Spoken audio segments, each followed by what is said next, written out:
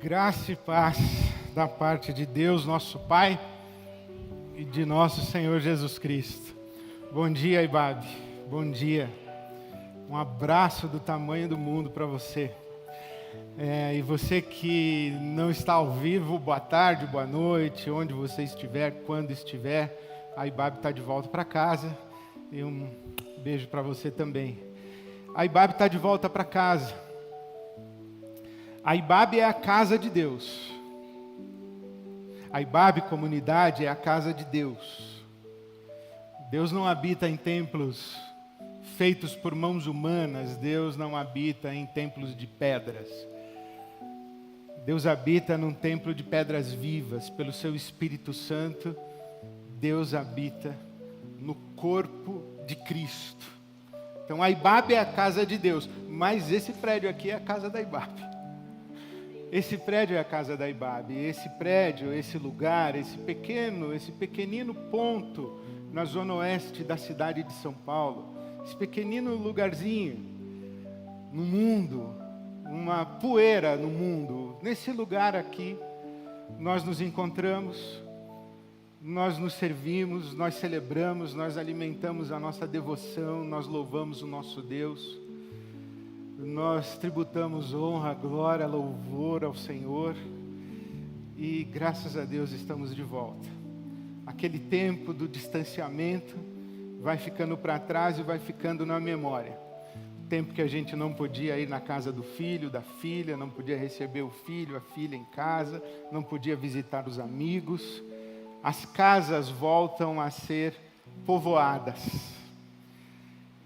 E a casa da Ibabe também volta a estar habitada. Obrigado, Senhor, graças a Deus, glória a Deus por isso. É uma pena que quando terminar a gente não vai poder se abraçar, nós vamos ficar com esse negócio é um negócio horroroso, mas só o fato de estarmos juntos, estarmos olho no olho, de nos encontrarmos, nos vermos, podermos falar pessoalmente, isso já é extraordinário. Eu tenho mais uma vez esse sagrado encargo e esse sagrado privilégio de repartir com você a palavra de Deus. E como você sabe, estamos lendo a carta do apóstolo Paulo aos Efésios e chegamos hoje ao capítulo 5. E eu começo a ler no versículo 21, Efésios 5, versículo 21. Diz assim a palavra de Deus, palavras do apóstolo Paulo. Sujeitem-se uns aos outros, por temor a Cristo. Mulheres, sujeite-se cada uma a seu marido como ao Senhor, pois o marido é o cabeça da mulher, como também Cristo é o cabeça da igreja, que é o seu corpo, do qual ele é o Salvador. Assim como a igreja está sujeita a Cristo, também as mulheres estejam em tudo sujeitas a seus maridos.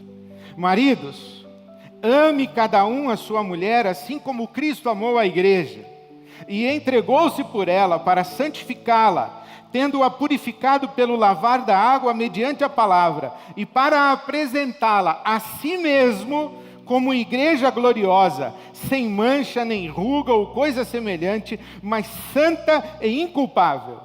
Da mesma forma, os maridos devem amar cada um a sua mulher como a seu próprio corpo. Quem ama a sua mulher, ama a si mesmo. Além do mais, ninguém jamais odiou o seu próprio corpo, antes o alimenta e dele cuida, como também Cristo faz com a igreja, pois somos membros do seu corpo. Por essa razão, o homem deixará pai e mãe e unirá a sua mulher, e os dois se tornarão uma só carne. Este é um mistério profundo. Esse é um mistério profundo. Digo, porém, a respeito de Cristo e a igreja. Portanto, cada um de vocês também ame a sua mulher como a si mesmo, e a mulher trate o marido com todo respeito. Filhos, obedeçam a seus pais no Senhor, pois é justo. Honra teu pai e tua mãe, este é o primeiro mandamento com promessa, para que tudo te corra bem e tenhas longa vida sobre a terra. Pais, não irritem seus filhos, Antes criem-nos segundo a instrução e o conselho do Senhor. Escravos, obedeçam a seus senhores terrenos com respeito e temor, com sinceridade de coração, como a Cristo. Obedeçam-lhes, não apenas para agradá-los quando eles os observam, mas como escravos de Cristo, fazendo de coração a vontade de Deus. Sirvam aos seus senhores de boa vontade, como servindo ao Senhor e não aos homens, porque vocês sabem que o Senhor recompensará cada um pelo bem que praticar, seja escravo, seja livre. Vocês, senhores, tratem seus escravos da mesma forma. Não os ameacem, uma vez que vocês sabem que o Senhor deles e de vocês está nos céus, e Ele não faz diferença entre as pessoas. Amém? Esse texto que fala de relações conjugais, relações parentais e de relações profissionais, ou no caso, aqui, de relações escravagistas. Esse texto, ele tem como porta de entrada o versículo 21. Sujeitem-se uns aos outros. Sujeitem-se uns aos outros. De imediato, a chave hermenêutica para esse texto, o critério de interpretação para esse texto, é a horizontalidade. De imediato, é a horizontalidade. Porque esse é o critério do Evangelho. Jesus disse aos seus discípulos, Mateus capítulo 20, vocês sabem como acontece entre as nações? Aqueles que governam, dominam. Governo como dominação. Autoridade como argumento para dominação. Jesus diz, vocês sabem que entre as nações é assim, mas entre vocês não será assim. Quem quiser ser o primeiro, que seja o servo. Servo. Autoridade na Bíblia Sagrada é serviço. Jesus inverte a ordem da estrutura hierárquica de sua sociedade. Paulo escreve aos Gálatas e diz o seguinte: no corpo de Cristo não existe judeu nem grego, não existe racismo, não existe escravo ou livre. Não existe escravo ou livre. Não existe classismo. E não existe macho e fêmea. Gálatas 3:28. Não existe machismo. Não existe feminismo. Não existe isso. Porque Cristo é tudo em todos. Paulo escreve aos Filipenses capítulo 2 e ele diz o seguinte: tenham a mesma atitude de Cristo Jesus, que sendo em forma de Deus, esvaziou-se, humilhou-se, tomou a forma humana, tornou-se servo. Então tenham a mesma atitude. E Filipenses capítulo 2, versículo 4 é muito mais radical. Ele diz assim: cada um considere os outros superiores a si mesmos. Agora imagina que eu pego todos esses textos que eu acabei de citar e eu digo assim, olha Silvia, esse negócio de liderar sendo servo vale menos aqui. Esse negócio de que não existe macho nem fêmea no corpo de Cristo e que Deus é tudo em todos e que o Espírito Santo habita em nós é legal, mas menos aqui. Esse negócio de cada um considerar o outro superior a si mesmo vale, mas menos aqui. Aqui é o seguinte, eu sou o cabeça, eu sou a autoridade, eu governo, e você seja submissa a mim, porque é isso que a palavra de Deus manda. É interessante, não é? Interessante como um texto que é libertário, A Bíblia Sagrada, o Novo Testamento, e especialmente Jesus Cristo, é libertário, é libertador. É um texto de libertação.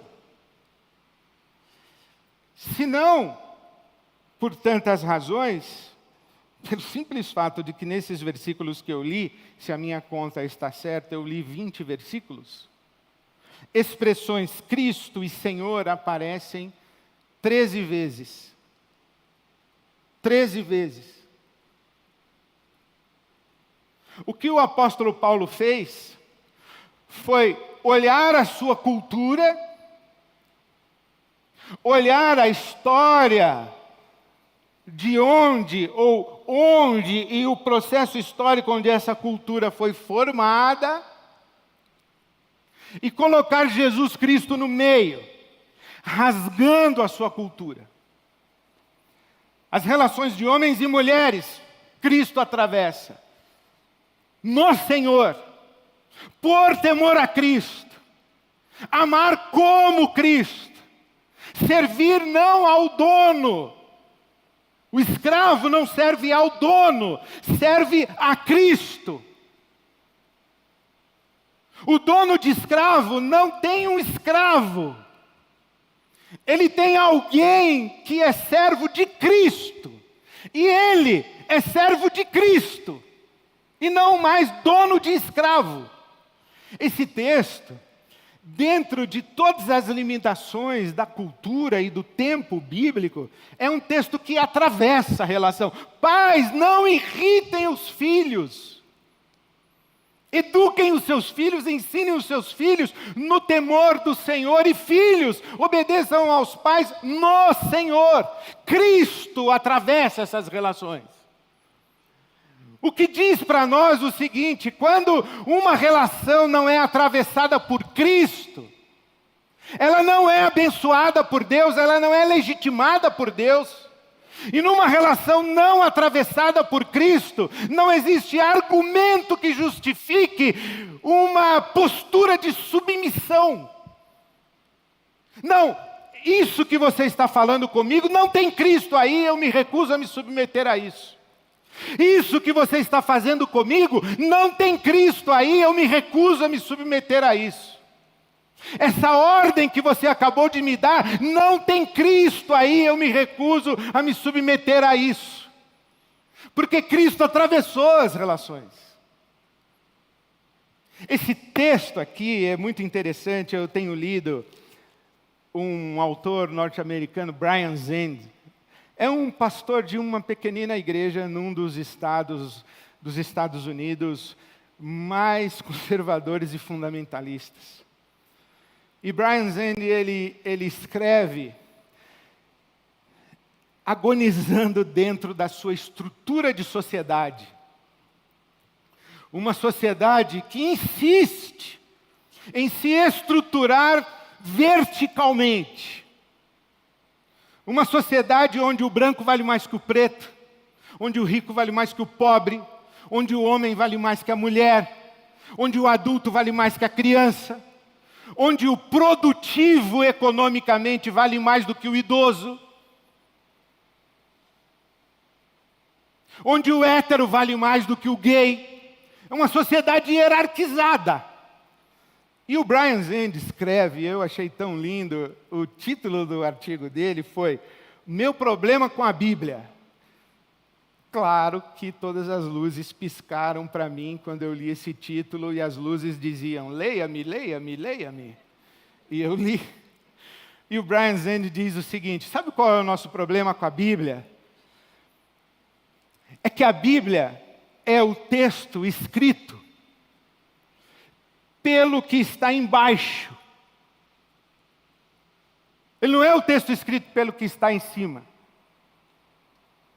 A Bíblia não é um texto escrito pelos que estavam nos palácios do Egito. A Bíblia é o texto escrito pelos escravos do Egito. A Bíblia não é um texto escrito pelos que habitavam os castelos da Babilônia. Não, a Bíblia é um texto escrito pelos que estavam exilados na Babilônia. A Bíblia não é um texto escrito pelos que ocupavam o trono de César ou a casa de César. A Bíblia é um texto escrito pelos palestinos oprimidos por Roma. A Bíblia é um livro que a gente só entende se a gente se nivela por baixo e recebe a sua palavra como libertação, como restauração, como redenção, como revolução. Porque a Bíblia vira o mundo de cabeça para baixo. A Bíblia vira o mundo de cabeça para baixo, porque quando Cristo atravessa as relações, as estruturas sociais, elas despencam. Eu não vou me deter nessa questão da submissão da mulher, porque na minha série Cartas para o Novo Mundo, eu falei que Jesus é o fim das relações hierarquizadas e que o reino de Deus é o reino das relações igualitárias. E lá eu disse que a grande novidade desse texto bíblico não é mulheres sejam sujeitas aos seus maridos. Isso aí não precisava nem dizer, porque a sociedade era desse jeito. A mulher era propriedade do pai e era depois propriedade do marido. A mulher, ela não se submetia, porque submissão é uma questão de escolha. A mulher lá não tinha escolha. Ela era posse. Então ela não era submissa, ela era dominada. Então quando Paulo diz, sejam submissas, talvez as mulheres dissessem assim, está de brincadeira, já não bastava eu ser dominada, agora eu tenho que aceitar a dominação de boa vontade? Já não basta eu ser propriedade do meu marido, eu tenho que gostar disso. Mas quando Paulo disse, maridos, amem as suas mulheres como Cristo amou a igreja, porque Cristo é o cabeça da igreja, o marido. Eu fico muito impressionado como ao longo da história, esse texto, ele foi usado para perpetuar, manter, sustentar, justificar a sociedade hierarquizada. Quando o marido diz assim, eu sou o cabeça, você seja submissa. É cabeça, então vai morrer na cruz. Você é o cabeça? Você é o primeiro a se sacrificar. Você é o primeiro a ceder. Você é o primeiro a abrir mão. Você é o primeiro a dar o passo para trás. Você é o primeiro a se entregar e se doar. Porque é isso que Cristo faz. Você é o cabeça? Então, estou aqui para ser cuidada por você. Olha minhas rugas. Rugas que você colocou na minha cara. Então tire minhas rugas. Porque Cristo se entregou para entregar a igreja, a sua noiva, sem ruga, sem mácula, irrepreensível. Ser cabeça não é ser autoridade para governar e dominar. A relação proposta pelo apóstolo Paulo é amor. É amor. Então, quando Cristo atravessa uma relação, a hierarquia acaba. Não dá para manter hierarquia numa relação em que Cristo está. E não é só com a mulher que está ali do lado de fora, ou o homem que está ali do outro lado. É essa mulher aqui que é minha esposa. É filha de Deus. Sabe que na história de Israel, os homens eram filhos de Abraão? E Jesus se dirige a uma mulher dizendo, filha de Abraão? Ninguém nunca tinha se dirigido a uma mulher dizendo, filha. Israel sabia que Deus tinha filhos e que Abraão tinha filhos. Mas Israel não considerava as mulheres filhas de Abraão. Então, filha de Deus, habitada pelo Espírito Santo, em Cristo que atravessa a nossa relação, não dá para ter hierarquia aqui. E toda vez que entrar hierarquia aqui, entrará para destruir a relação. Por isso é muito impressionante que esse texto e que a Bíblia Sagrada lida de maneira conveniente pelos que estão acima, mantenha estruturas de dominação, quer seja na realidade conjugal, quer seja no abuso das crianças e da infância, quer seja nas estruturas de sociedade. Com a Bíblia Sagrada sustentamos a escravidão, com a Bíblia Sagrada silenciamos as crianças, com a Bíblia Sagrada sustentamos violência doméstica. Por quê? Porque acobertamos violência doméstica. 1 em cada 4 mulheres sofre violência ou sofreu violência física, psicológica e sexual no último ano no Brasil. Eu vou repetir. 1 em cada 4 mulheres no Brasil, no último ano, sofreu violência física, psicológica ou sexual. No Brasil. Isso o que foi notificado. Agora pense quantas violências foram cometidas e quantas mulheres foram amordaçadas porque um maldito abriu Efésios 5 e leu para ela: mulheres sejam em tudo submissas aos maridos. E porque um maldito de um pastor disse: irmã, não cause escândalo à causa do Evangelho. Não denuncie seu marido. Não tem Cristo nisso. Eu ouço pessoas dizendo assim: se eu olhasse desse jeito para o meu pai, eu não ousava nem olhar para o meu pai. E as pessoas falam isso com saudade de um tempo em que existia ordem e disciplina. Não, não existia ordem e disciplina. Existia medo. Existia distanciamento. Existia falta de afeto, falta de toque, falta de diálogo. Não existia crescimento emocional. Existia choro no quarto a portas fechadas. Existia choro no quarto e raivas contidas. E culpas por odiar o meu pai. Eu não posso odiar o meu pai. Aí alguém vem dizer que naquele tempo era legal porque tinha disciplina. O sujeito usa a Bíblia Sagrada para sustentar a escravidão, pelo amor de Deus. Onde Cristo atravessa, surge um binômio que as sociedades não conseguem conviver com ele. As sociedades, elas gostam, na verdade as sociedades não. Os poderosos, os que estão em situações de privilégio, nós gostamos de poder, autoridade, ordem e disciplina. Isso é uma sociedade boa. Poder, autoridade, ordem e disciplina.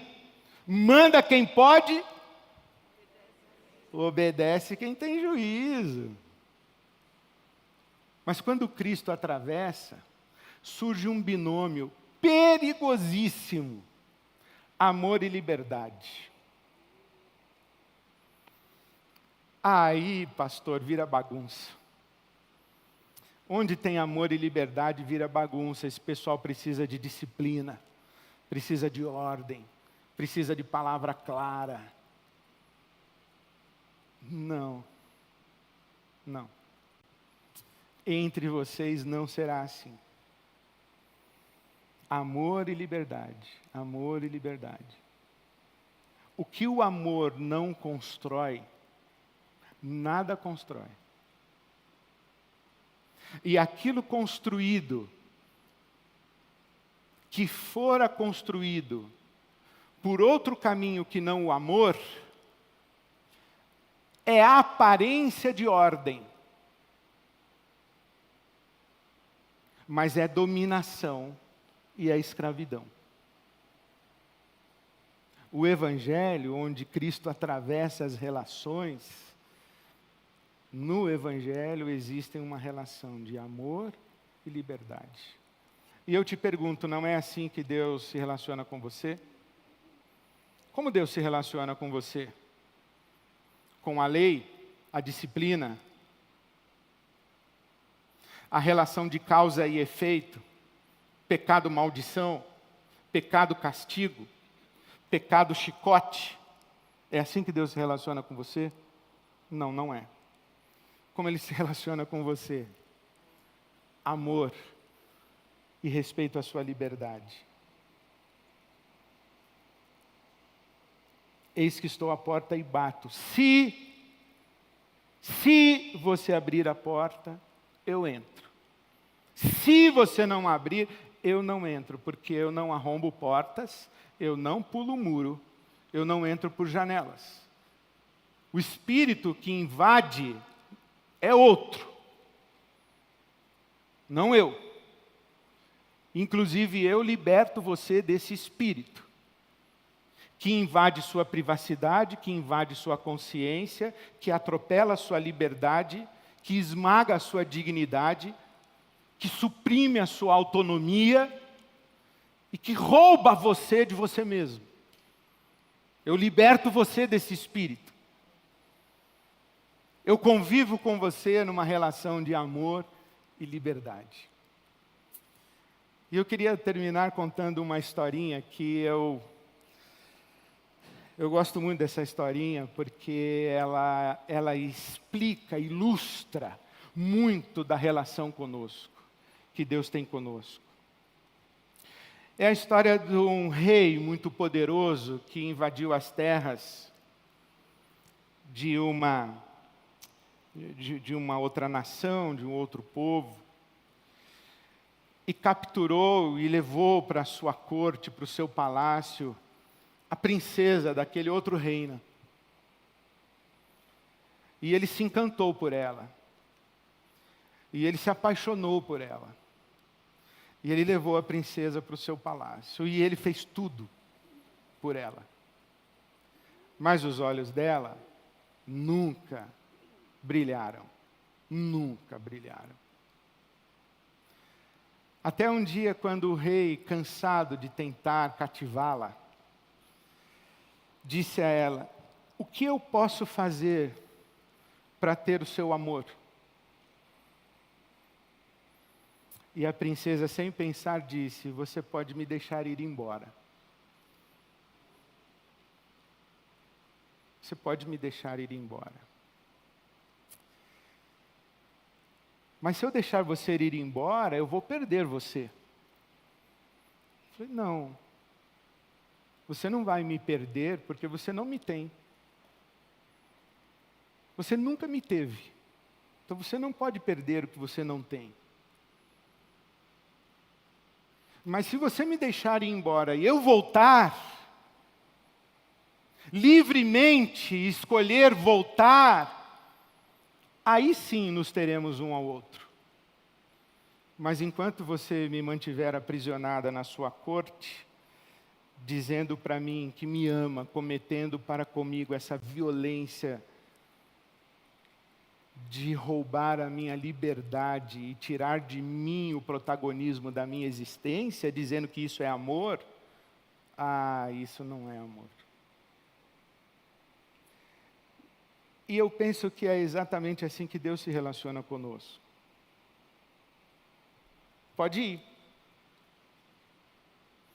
Se você quiser, negue-se a si mesmo, tome a sua cruz e vem comigo. Aí a gente atravessa a morte e vai para a vida eterna junto.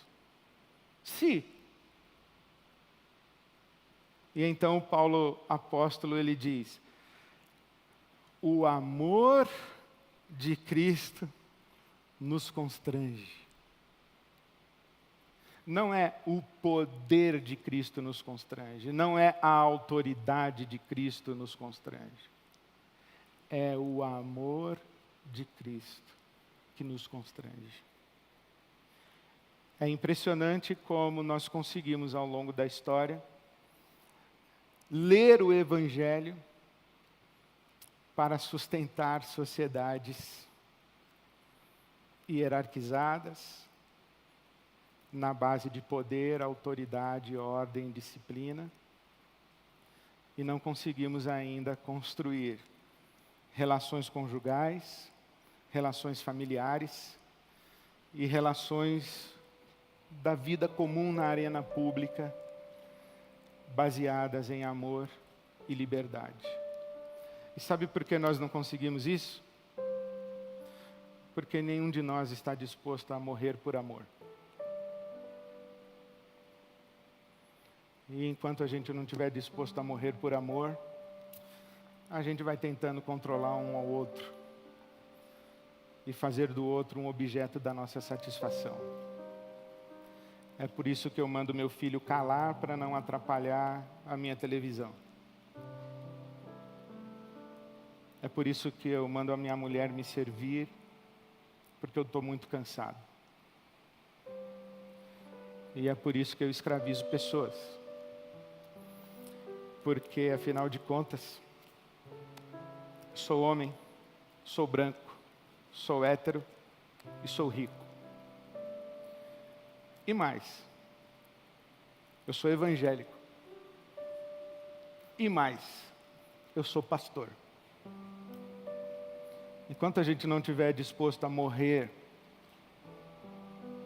por amor e em amor, vai continuar não dando certo. Mas o Evangelho é libertador. Ele vira o mundo de cabeça para baixo. E vira o nosso mundo do avesso. E vira a gente de cabeça para baixo.